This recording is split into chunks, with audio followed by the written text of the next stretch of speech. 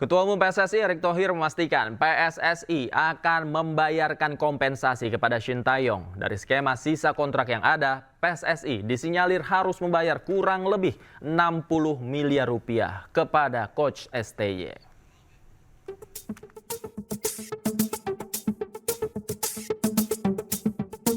Pemecatan Shin Tae-yong mengharuskan PSSI membayar sejumlah kompensasi. STY harus dipecat hanya 6 bulan dari kontrak baru yang ditandatanganinya. Tercatat masih tersisa 3 tahun lagi hingga 2027 kontrak yang seharusnya dijalankan Shin Tae-yong. Meski tak merinci berapa kompensasi yang dibayarkan, namun Ketua Umum PSSI memastikan bahwa pihaknya menjamin federasi akan membayarkan kewajibannya. Ya, semua kontrak kita harus hormati, karena kalau kita ingin menjadi federasi yang kredibel, ya kita harus menjaga kesepakatan yang sebelumnya. Pak Marji, Coach Shin Tae-yong tanda tangan surat terimanya. Nah, tentu nanti antara lawyer dan lawyer akan bicara untuk follow up kompensasi yang sesuai dengan nilai kontraknya. Ya. Dihimpun dari berbagai sumber, STY diperkirakan digaji hampir 20 miliar rupiah per tahun. Gaji fantastis pelatih yang pernah menangani timnas Korea Selatan di Piala Dunia 2018 ini seharusnya dikalikan 3 tahun sisa masa kontrak. Artinya PSSI diharuskan membayar pesangon kurang lebih sebesar 60 miliar rupiah.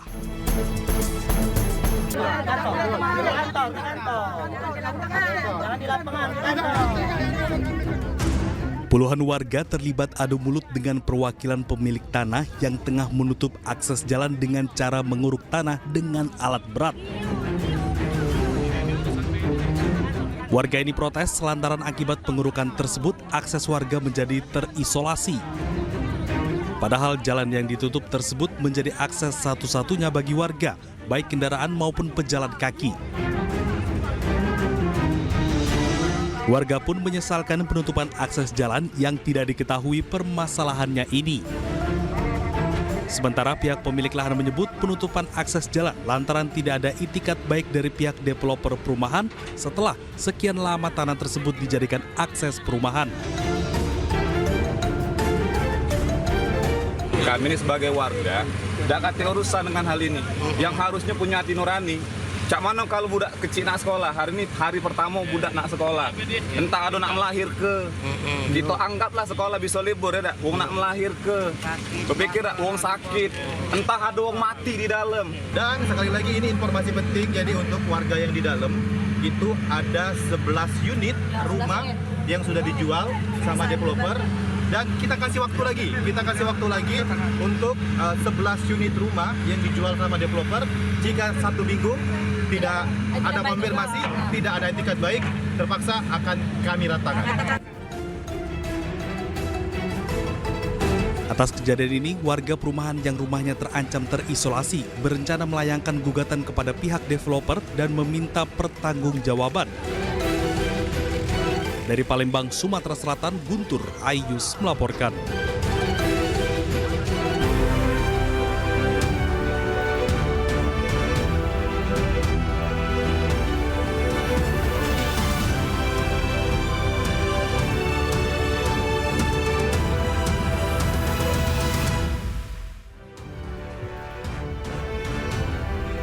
KPK geledah rumah Sekjen PD Perjuangan Hasto Kristianto.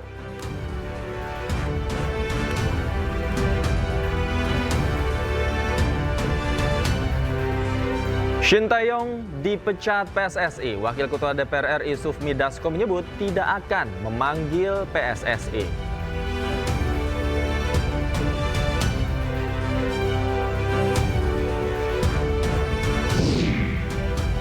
Presiden Prabowo Subianto meminta KPK ikut mengawasi penyelenggaraan Haji 2025.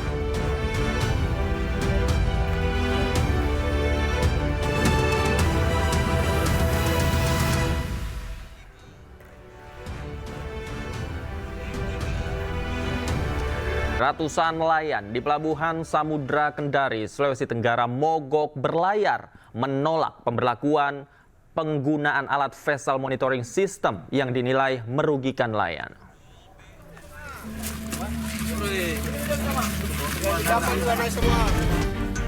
Ratusan nelayan di Pelabuhan Samudra Kendari, Sulawesi Tenggara melakukan aksi mogok berlayar. Aksi mogok berlayar ini buntut dari pemberlakuan penggunaan alat vessel monitoring system atau VMS oleh Kantor Pengawasan Sumber Daya Kelautan dan Perikanan atau PSDKP dan Pelabuhan Perikanan Samudra atau PPS Kota Kendari yang dinilai merugikan nelayan. Karena penggunaan alat tersebut, nelayan harus membeli dengan harga 13 juta hingga 17 juta rupiah. Para nelayan ini berinisiatif untuk melakukan pergerakan penolakan sehingga aktivitas hari ini dalam bentuk berlayar itu dihentikan seluruh pemilik kapal mogok. Sehingga keberadaan kita di sini meminta kepada pihak pemerintah, baik pemerintah pusat dan pemerintah daerah, utamanya PPS juga Kota Kendari, yang mempunyai kewenangan bahwasanya ini menjadi suatu dinamika yang harus diselesaikan. Kebijakan penggunaan VMS diatur melalui Peraturan Menteri Kelautan dan Perikanan Nomor 28 Tahun 2024 mewajibkan setiap kapal memasang alat VMS untuk memantau lokasi dan pergerakan kapal melalui satelit. Dari Kota Kendari, Sulawesi Tenggara, Febriono Tameng, iNews melaporkan. Akibat curah hujan tinggi di beberapa wilayah Kecamatan Sekongkang, Kabupaten Sumbawa Barat menyebabkan longsor. Longsor menutup jalan utama hingga akses jalan antar kabupaten lumpuh total.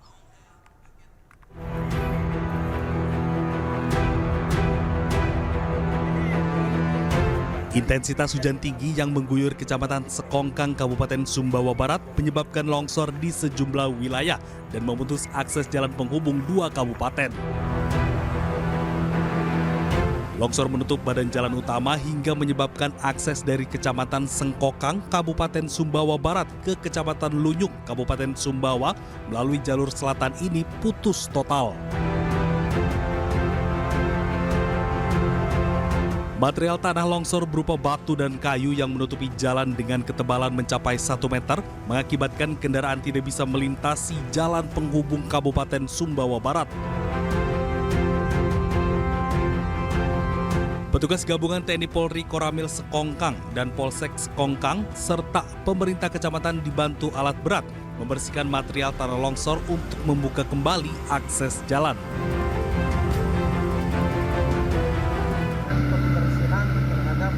Longsor yang menutupi jalan sepanjang jalan Siliur, Desa Sekongkang Bawah, Kecamatan Sekongkang, Kabupaten Sumbawa Barat yang terjadi di 4 titik.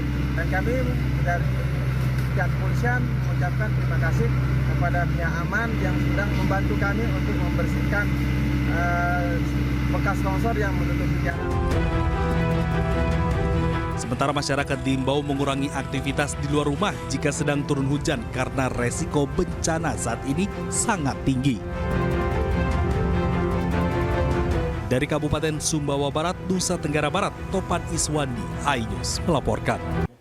Ya, semua kegiatan penggeledahan, penyitaan, dan lain-lain itu bergantung kepada kebutuhan pemenuhan unsur perkara yang ditangani. Jadi penyidiklah yang memiliki penilaian khususnya penggeledahan, kapan bisa dilakukan, di mana tempat-tempatnya, masalah penilaian apakah itu terlambat atau tidak, kami tidak bisa melarang ya pihak luar untuk berpikiran seperti itu, ataupun ada juga pihak-pihak yang merasa bahwa kegiatan ini adalah pengalihan isu ya untuk isu-isu lain yang sedang hangat-hangatnya dibicarakan di beberapa media. Itu mari kita biarkan itu berada di ruang publik. KPK dalam hal ini penyidik akan tetap menjalankan tindakan secara profesional, prosedural, dan proporsional. Demikian.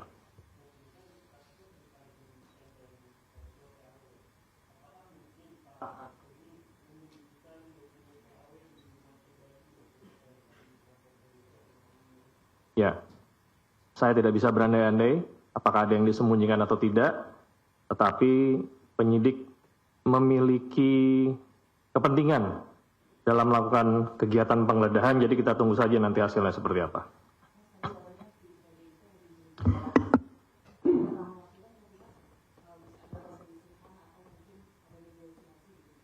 Negosiasi apa maksudnya?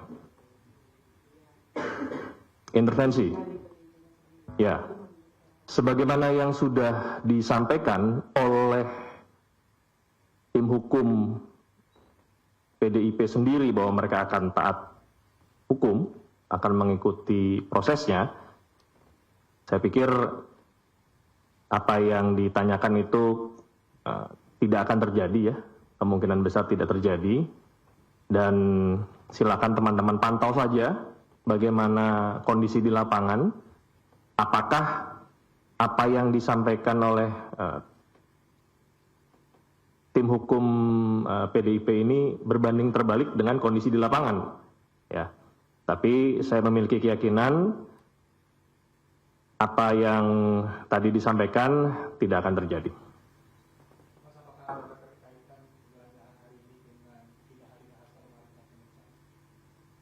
Itu saya tidak bisa jawab karena kembali kegiatan penggeledahan ini merupakan domain penyidik. Kapan penyidik mau melakukan penggeledahan, alat bukti apa yang sedang dicari, itu sepenuhnya kewenangan penyidik. Apakah ada kaitan atau tidak? Saya pikir tidak ada, karena Saudara HK juga sudah menyampaikan konfirmasi ketidakhadiran, dan pasti akan dilakukan reschedule ya. Jadi sekali lagi kegiatan penggeledahan tidak ada kaitan dengan ketidakhadiran Saudara HK kemarin.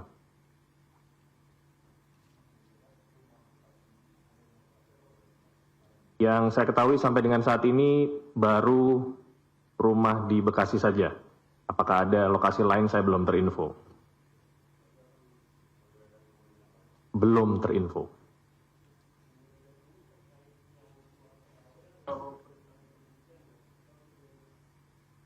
Itu juga belum terinfo.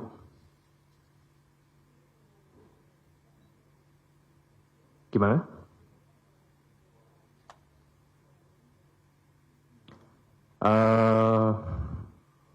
Kemungkinan besar menjelang siang ya, menjelang siang.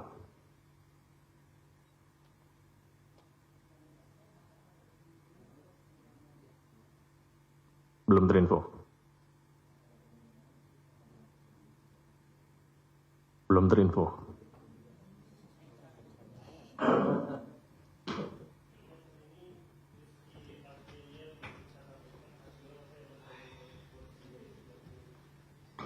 Betul, Saudara RA hari ini dijadwalkan hadir sebagai saksi dan sudah selesai. Yang bersangkutan didalami keterangannya terkait pencalonan Saudara HM sebagai caleg ya, calon legislatif. Jadi seputar itu yang ditanyakan oleh penyidik. Startnya saya kurang terinfo, yang jelas selesainya sebelum pukul 11 siang.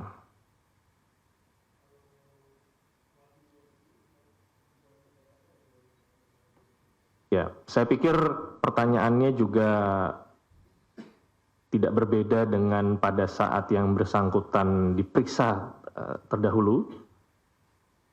Pengetahuannya bagaimana Saudara HM ini dicalonkan menjadi caleg, lalu hal-hal lain seputar tentunya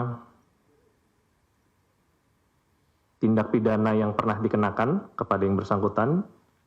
Apakah ada perkembangan baru, nanti kita perlu melihat di persidangan, karena saya juga tidak bisa menyampaikan materi apa yang sudah disampaikan oleh Saudara Wahyu kepada penyidik saat ini.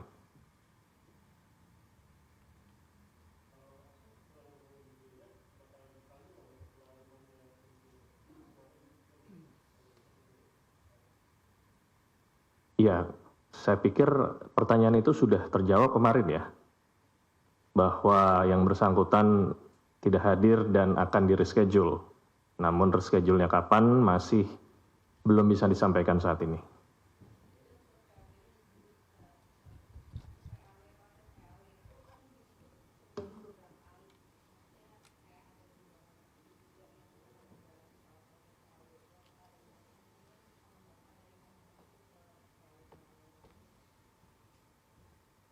Kemungkinan itu ada selama memang ada alat buktinya. Saya juga tidak menguasai materi penyidikannya seperti apa.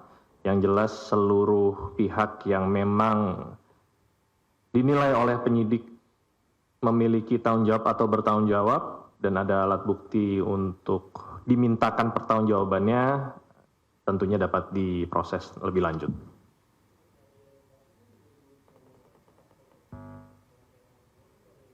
Kembali di Anyu Sore, pemirsa, Wakil Ketua DPR RI Sufmi Dasko Ahmad menilai jika PSSI punya pertimbangan khusus untuk mengambil keputusan pemecatan pelatih Shin Tae-yong. Hal ini disampaikan Dasko di Gedung Parlemen Senayan, Jakarta, Selasa pagi.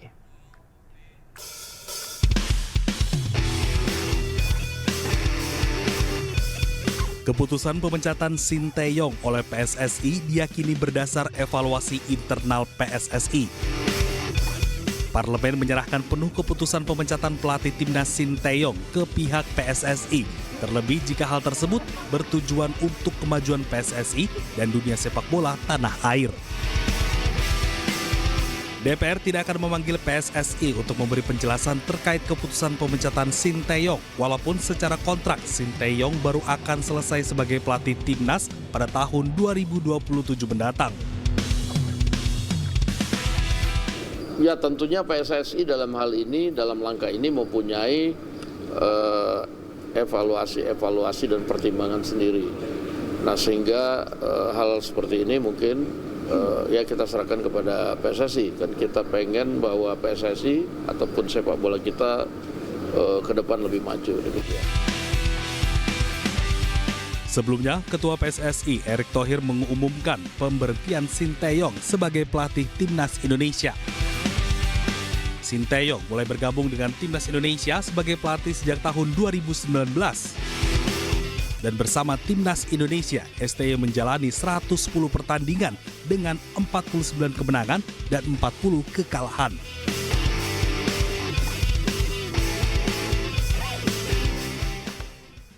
Ketua Umum PSSI menyatakan pengganti Shin Tae-yong akan segera diumumkan. Namun Erick Thohir belum mau menyebut secara jelas siapa sosoknya.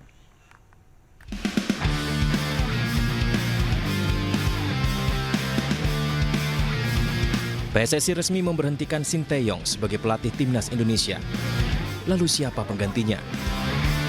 Ketua Umum PSSI mengungkapkan sudah melakukan wawancara dengan 3 pelatih kelas dunia. Namun untuk kepastian hasilnya, Erick Thohir enggan mengungkapkannya dan meminta menunggu pengumuman tanggal 12 Januari 2024. Memang ada 3 nama waktu itu. Dan juga berikut beberapa asisten sebagai opsi untuk pendamping pelatih. Karena kita yakini tidak ada pelatih yang sempurna, pasti masing-masing pelatih punya kekurangan.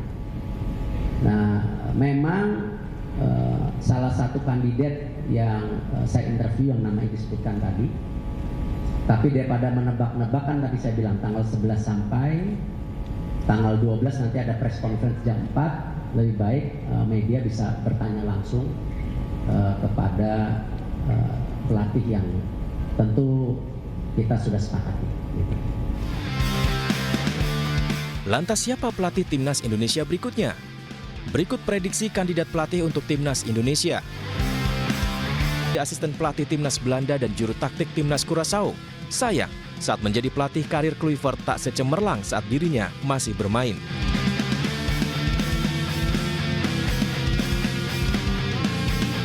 Dua, Louis van Gaal.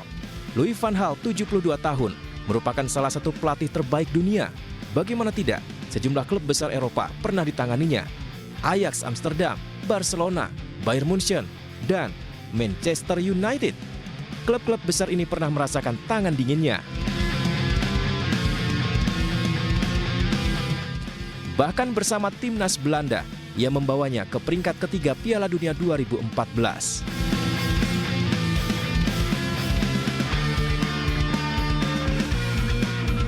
Tiga, Roberto Mancini. Ya, setelah didepak dari jabatan kursi pelatih Arab Saudi, Roberto Mancini saat ini tengah menganggur. Pelatih berkebangsaan Italia ini dinilai bisa saja menjadi nahkoda timnas Indonesia selanjutnya. Salah satu alasan adalah kedekatan Mancini dan Erick Thohir yang pernah bekerja sama di klub Serie A Italia, yakni Inter Milan pada 2014 hingga 2016. Siapapun yang dipilih menjadi pengganti Sinteyong, semoga bisa membawa Indonesia meraih banyak poin di sisa laga putaran ketiga kualifikasi Piala Dunia Zona Asia. Pemirsa, mantan pemain legendaris Belanda Patrick Kluivert disebut-sebut akan menjadi pelatih timnas Indonesia menggantikan Sinteyong. Secara karir pemain, Kluivert pernah merumput di beberapa klub di Eropa. Namun, karir sebagai pelatih belum teruji. Seperti apa kemudian rekam jejak Patrick Kluivert? Berikut informasinya. Patrick Kluivert pernah bermain di beberapa klub di Eropa seperti Ajax Amsterdam, AC Milan, Barcelona. Patrick juga pernah bermain di Newcastle United, Valencia, PSV Eindhoven, dan klub Liga Prancis Lille. Selama bermain, ia meraih 2 gelar juara Eredivisie bersama Ajax Amsterdam di musim 1994-1995 dan 1996 serta menjuarai Liga Champions pada 1995. Kluivert juga membawa FC Barcelona meraih trofi La Liga di musim 1998-1999. Saat kembali ke Belanda, ia mengantarkan PSV Eindhoven meraih juara Eredivisie musim 2006-2007. Sementara dari karir kepelatihan, pria asal Belanda ini pernah melatih di tim muda Ajax Amsterdam dan FC Twente, menjadi asisten pelatih timnas Belanda, pelatih kepala Krakow, dan asisten pelatih Kamerun pada tahun 2018-2019. Selain itu, Kluivert juga pernah menjadi pelatih di klub Turki Adana Demirspor pada tahun 2023-2024, namun Kluivert belum memiliki prestasi mewah saat menjadi pelatih. Dan untuk membahas informasi selengkapnya, kami telah terhubung dengan pengamat sepak bola Opan Lamara. Selamat sore, Bung Opan. Apa kabar? Selamat sore, alhamdulillah sehat, Bung. Apa kabar? Sehat ya, baik. Bung Opan, kalau kita melihat, saya ingin mulai ini dari latar belakang ketika PSSI mencopot Sinteyong. Tanggapan Anda seperti apa? Ya, sebelumnya pertama bagaimanapun kita harus mengucapkan terima kasih kepada Sinteyong. Bagaimanapun dalam 4 tahun ini Sinteyong telah meletakkan fondasi, khususnya di timnas kita. Mental bertanding kita semakin membaik, spirit atau semangat bermain kita semakin baik, fisik, stamina, daya juang juga semakin membaik. Satu-satunya yang menjadi debatable di sini adalah program kepelatihan dan juga taktik dan strategi ataupun kepiawaian Sinteyong dalam membaca keberadaan materi pemain kita. Nah, yang kedua, kita juga harus memberikan apresiasi kepada PSSI dalam hal ini Ketua Umum yang berani mengambil langkah yang tergolong ekstrem ini menghadapi pro dan kontra yang luar biasa. Kenapa saya menyebut sebagai ini sebuah langkah yang sangat berani? Karena tentu PSSI ataupun Ketua Umum sangat menyadari konsekuensi dari keputusan mereka ini. Akan ada 2 output atau ada 2 konsekuensi yang akan dihasilkan jika dikaitkan dengan proyek jangka pendek PSSI, yakni ingin meloloskan tim ini ke Piala Dunia 2026. 2 output nanti yang ditunggu-tunggu adalah apakah perubahan atau penggantian Sinteyong ini akan membuahkan hasil meloloskan Indonesia ke Piala Dunia atau justru sebaliknya membuat kita gagal. Nah, oleh karena itu apapun sebagai seorang pemimpin di federasi, sebagai seorang sosok yang sudah sangat kenyang asam garam persepak bolaan dunia, pernah menjadi owner dari Inter Milan, kemudian memiliki konektivitas yang sangat baik di level tertinggi sepak bola dan di FIFA, maka saya kok yakin bahwa keputusan yang ditempuh oleh Ketua Umum ini bukan keputusan yang gegabah, ya, bukan keputusan yang ujuk-ujuk hanya karena berdasarkan 1-2 hal kemudian ini diputuskan. Ketua Umum tentu melihat sebagai sebuah upaya untuk melengkapi ikhtiar, menyempurnakan ikhtiar untuk bisa menunaikan, untuk bisa mewujudkan mimpi bangsa ini, mimpi tertinggi pencinta sepak bola Indonesia, melihat timnas Indonesia berlaga di Piala Dunia 2026. Oleh karena itu sekali lagi, ya Sinteyong punya era sendiri, 4 tahun lebih bersama Indonesia. Rupanya bagi PSSI, bagi Ketua Umum itu sudah cukup. Kemudian saatnya PSSI, Ketua Umum untuk mengambil langkah yang lebih berani, mengganti Sinteyong, kemudian ingin melihat agar timnas Indonesia bisa bermain pada level yang jauh lebih tinggi lagi, bisa lebih kompetitif, dan syukur-syukur jika ini bisa meloloskan Indonesia untuk yang pertama kalinya, sekali lagi untuk yang pertama kalinya ke putaran final Piala Dunia di 2026 nanti. Oke, Bung Opan, yang menarik adalah nama-nama yang digadang-gadang akan menggantikan Shin Tae-yong begitu ya. Nama-nama seperti Patrick Kluivert, kemudian Louis van Gaal, yang semuanya berasal dari Belanda. Apakah penerapan permainan total football ini yang akan diadopsi yang menjadi rencana jangka panjang PSSI pada timnas? Ya, begini. Satu hal yang harus kita sadari adalah bahwa dari 11 starting 11 atau 11 pemain pertama yang senantiasa menghiasi timnas Indonesia dalam 1 tahun belakang ini, terutama di level senior, di mana 7 sampai 9 diantaranya adalah pemain diaspora. Berasal dari mana? Mereka berasal dari Belanda. Pemain keturunan Indonesia yang berasal dari Belanda. Secara logika, maka kita tentu bisa mengungkapkannya seperti ini, bahwa pelatih terbaik yang bisa lebih memahami pemain-pemain yang berasal dari Belanda ini adalah seyogianya pemain asal Belanda. Itu tentu menjadi salah satu alasan utama kenapa PSSI akhirnya mencari calon pengganti Sinteyong dengan lebih memfokuskan diri pada pencarian pelatih dari Belanda. Apalagi pelatih, atau kalau kita berbicara tentang sepak bola dari sudut pandang apapun, maka salah satu kiblat sepak bola di dunia, terutama di Eropa, adalah Belanda. Oleh karena itu, tidak salah jika Ketua Umum atau PSSI yang sudah mulai tersebar sejak beberapa hari belakangan ini adalah betul yang akan direkrut oleh PSSI untuk bisa menggantikan Sinteyong. Kalau bisa sih, ya melebihi Patrick Kluivert lah. Patrick Kluivert sebagai pemain, ada catatan tersendiri yang juga dimiliki oleh Patrick Kluivert sebagai pelatih. Mungkin dari sisi prestasi tidak ada yang terlalu menonjol, ya. Dia hanya pernah melatih timnas Curaçao misalnya. Tapi sebagai asisten, mudah-mudahan Louis van Gaal bisa menjadi pendamping Kluivert sebagai technical director. Maka semakin komplit lah. Iya, semakin komplit, dan itu menjadi harapan kita bersama ya. Ada duet pelatih asal Belanda yang akan melatih timnas Indonesia. Kita nantikan bersama kejutannya seperti apa. Terima kasih Bung Opan Lamaran sudah bergabung sama kami di Ayu Sore. Terima kasih. Selamat sore, sehat selalu Bung Opan. Selamat sore, sehat selalu. Pemirsa, jurnalis olahraga asal Italia Fabrizio Romano melalui unggahan di media sosial mengungkap Patrick Kluivert menjadi pengganti Shin Tae-yong untuk menjadi pelatih timnas Indonesia. Unggahannya menuai berbagai respon dari masyarakat Indonesia. Jurnalis sepak bola yang menjadi sumber terpercaya dalam berita transfer sepak bola internasional, Fabrizio Romano membocorkan bahwa Patrick Kluivert akan menjadi pelatih timnas Indonesia pengganti STY.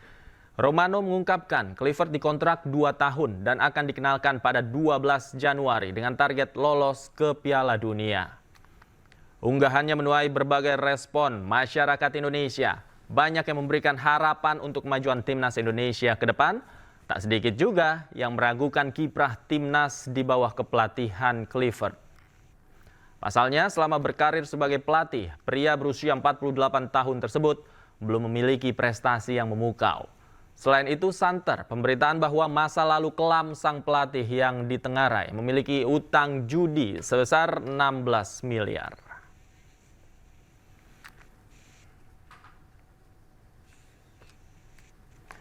Tak hanya masyarakat, Presiden ke-7 Republik Indonesia Joko Widodo juga merespon pemberhentian pelatih timnas Shin Tae-yong oleh PSSI. Jokowi menyebut PSSI pasti sudah memiliki evaluasi soal pemberhentian coach Shin Tae-yong. Yang pertama, Coach Sintayong kan sudah 4 tahun, kemudian ada keputusan dari PSSI yang itu saya kira juga sudah melalui pertimbangan yang matang, mungkin sudah dievaluasi setiap tahunnya. Saya kira yang paling penting pelatih berikutnya bisa lebih baik dari Coach Sin. Pemirsa, di hari kedua pelaksanaan makan bergizi gratis, para siswa-siswi antusias menu makanan bergizi yang disajikan dinikmati oleh siswa-siswi. Selain makanan yang bergizi, para siswa dan siswi menyebut bisa berhemat dan menabung dari uang jajan mereka karena adanya program makan gratis.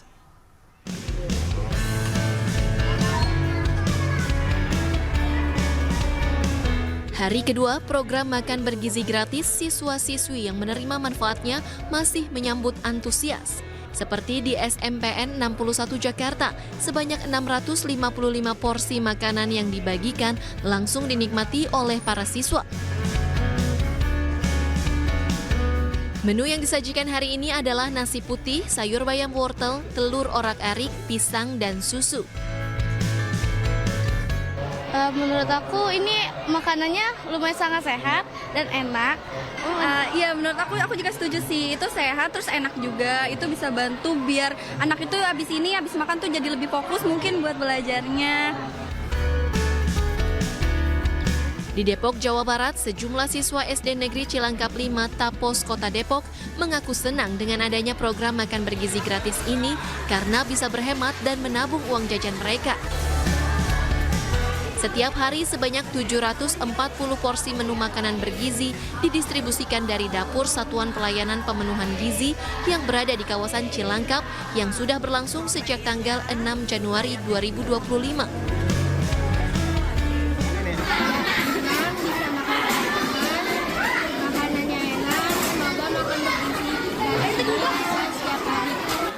Senang bisa makan bareng teman-teman, makannya enak, semoga makan bergizi gratis ini bisa setiap hari. Sementara di Banjarnegara, Jawa Tengah, Satuan Pelayanan Pemenuhan Gizi atau SPPG Banjarnegara menyalurkan sebanyak 2.702 porsi makanan ke wilayah Kecamatan Sigaluh, Kabupaten Banjarnegara, Jawa Tengah. Di SD Negeri 1 Sigaluh Banjarnegara, terdapat 167 porsi makanan dibagikan ke para siswa. Para siswa mengaku senang mendapatkan makan bergizi gratis ini. Siswa pun berharap makan bergizi gratis ini terus berlanjut.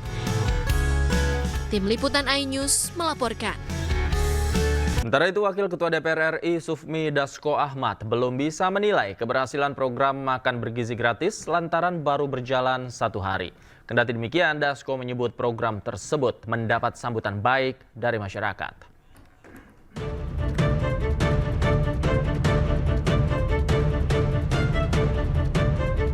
Pelaksanaan program makan bergizi gratis atau MBG kini memasuki hari kedua. Setidaknya ada 190 titik di 26 provinsi yang melaksanakan program makan bergizi gratis di hari pertama kemarin. Wakil Ketua DPR Sufmi Dasko Ahmad menyebut program ini belum bisa disebut berhasil atau gagal karena baru 1 hari berjalan. Namun menurutnya program ini disambut baik oleh masyarakat. Ya, dalam 1 hari tentunya kita belum bisa memberikan penilaian itu berhasil atau tidak berhasil. Tapi secara keseluruhan kita lihat bahwa program makan bergizi yang kemudian sudah berjalan secara perdana itu mendapat sambutan yang bagus dari masyarakat dan kita akan terus mendampingi pemerintah untuk supaya program makan bergizi ini akan lebih baik ke depannya, demikian. Sementara soal aspek teknis seperti distribusi makanan yang terlambat dan tidak adanya susu dalam menu di hari pertama, Dasko mengatakan komisi terkait akan membahasnya dalam rapat dengar pendapat. Dari Jakarta, Abdul Aziz, iNews melaporkan. Presiden Prabowo Subianto meminta Komisi Pemberantasan Korupsi ikut mengawasi penyelenggaraan Haji 2025.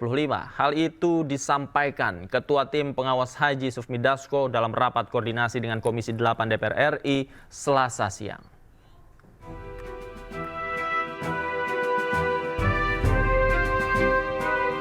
Ketua Tim Pengawas Haji yang juga Wakil Ketua DPR RI Sufmi Dasko menggelar rapat koordinasi dengan Komisi 8 DPR RI Selasa siang tadi. Dalam rapat, Dasko mengungkap bahwa Presiden Prabowo Subianto meminta Komisi Pemberantasan Korupsi ikut mengawasi penyelenggaraan Haji 2025. Ada keprihatinan bahwa kemudian penyelenggaraan haji ini dari tahun ke tahun memang harus diperbaiki. Nah lalu kemudian dalam satu rapat saya dengar bahwa memang Pak Prabowo minta supaya penyelenggaraan haji ini didampingi oleh aparat penegak hukum, ya bisa nanti dari kejaksaan, bisa dari KPK supaya penyelenggaranya bisa berjalan dengan baik. Sementara itu, soal kuota tambahan bagi lansia, Dasko mengatakan mendorong pemerintah untuk tambahan kuota bagi lansia agar masa tunggu bisa dipercepat.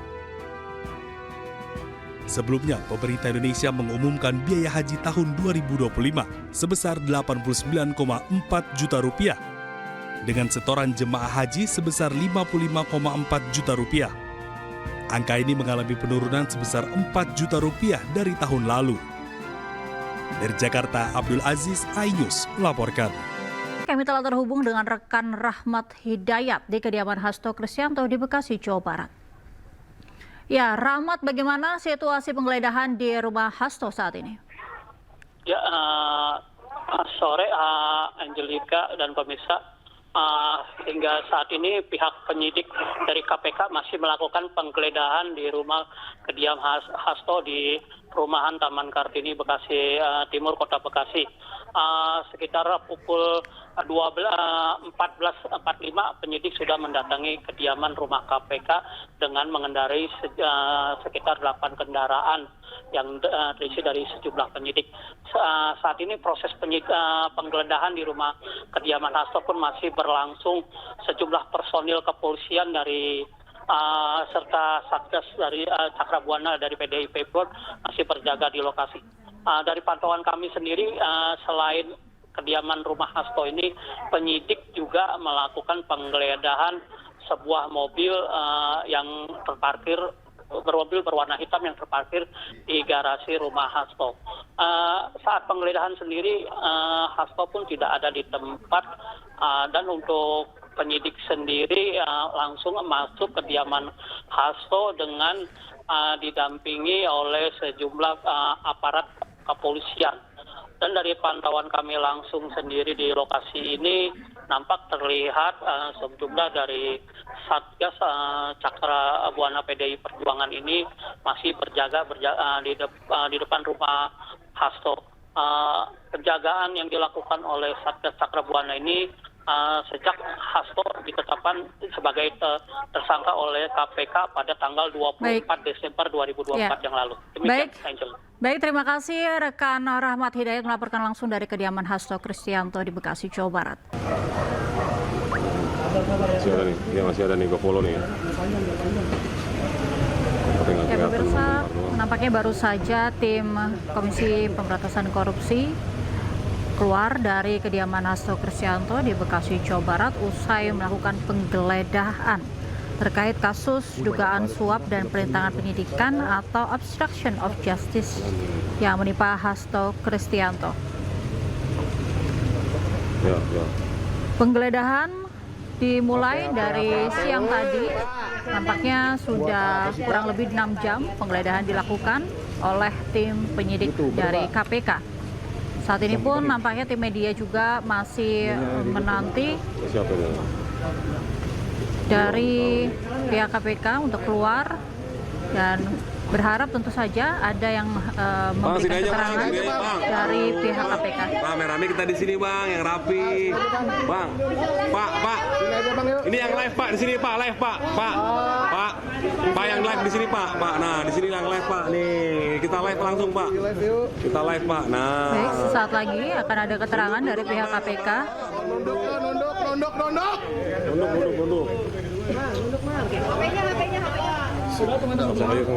Beda, urut dikit kan. Aman. Terima kasih teman-teman. Nunduk lagi bang, ya apa? Media sebelumnya. Nggak tahu nih. Hari ini kami coba mendampingi sebagai kuasa dari Pak Hasto Kristianto, Sekjen PD Perjuangan. Karena jam 3 tadi persis kami dapat telepon bahwa penyidik KPK akan melakukan penggeledahan ke rumah Pak Sekjen. Maka kami juga coba jam 3 datang langsung untuk melihat penggeledahan yang dilakukan oleh para penyidik KPK. Ya, ada itu. beberapa barang yang diambil sama KPK nggak Pak? Ya, ada cuman dapat satu flash disk sama satu buku kecil tulisannya dari Mas Kusnadi. Itu aja. Jadi, yang kita terima sebagai berita penyitaan barang hanya kepada 2 bukti itu.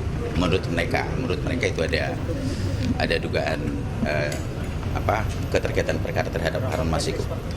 Cuma satu. Tadi sempat dilihat dulu nggak Pak isi flash? Oh tentu dong, kan semua yang dibuka di mereka geledah, mereka sita, kami saksikan semua. Isinya apa? Ya menurut mereka ada, ya kita sejauh ini nggak tahu apa isinya. Menurut mereka ada. Menurut mereka. Pak, untuk Pak Hastonya sendiri gimana Pak dan keluarganya, apakah ada di dalam? Untuk Pak Hasto? Enggak, kalau Pak Hasto masih di Jakarta, masih melaksanakan tugas sebagai sekjen partai. Pak, untuk surat pemanggilan keduanya sudah diterima belum tim kuasa hukum atau sama? Sudah kita terima nanti tanggal 13. Tanggal 13. Ya.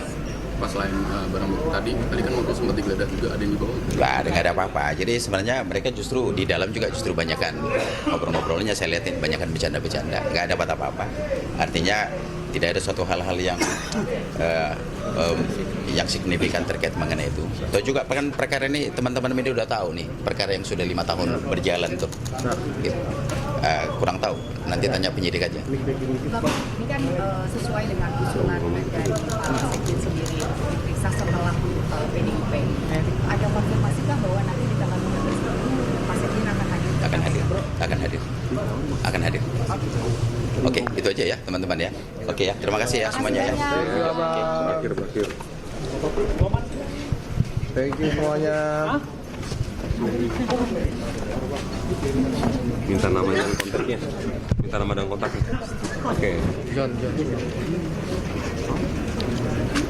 Oke, maaf ya.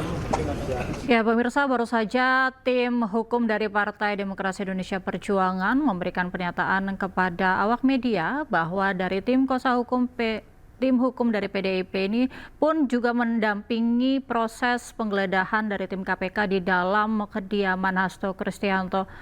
Dalam pernyataannya tadi tidak ada yang signifikan yang dilakukan oleh tim penyidik, namun juga hanya memeriksa beberapa barang saja. Tidak ada barang berarti pun yang disita oleh tim penyidik KPK. Tadi juga disampaikan bahwa Hasto juga masih di Jakarta dan masih melakukan tugas partai. Kita beralih ke informasi lain pemirsa. Indonesia resmi tercatat sebagai anggota penuh blok ekonomi BRICS.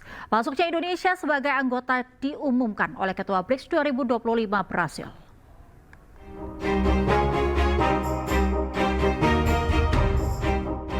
Brasil resmi mengumumkan Indonesia sebagai anggota penuh BRICS pada Senin 6 Januari 2025.